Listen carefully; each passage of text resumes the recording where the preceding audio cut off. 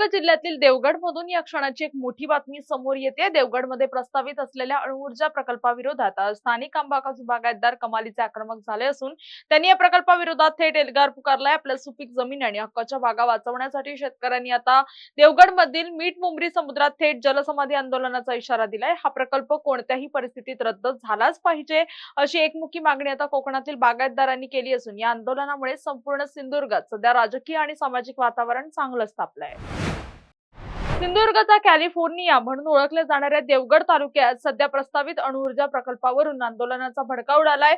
शेतकरी नेते माजी खासदार राजू शेट्टी, माजी खासदार विनायक राऊत आणि आमदार वैभव नाईक यांच्या नेतृत्वाखाली बागायतदारांनी मीठमुंबरी समुद्रात हे जलसमाधी आंदोलन सुरू केलंय। विशेष म्हणजे कोकणच्या निसर्गाला आणि शेतकऱ्यांच्या रोजगाराला मारक ठरणाऱ्या या प्रकल्पाविरोधात आता महाविकास आघाडी म्हणजेच काँग्रेस, ठाकरे शिवसेना, शरद पवारांची राष्ट्रवादी तसेच मनसे आणि रासपचे नेते महादेव जानकर यांनीही आंदोलन जाहीर पाठिंबा दिलाय।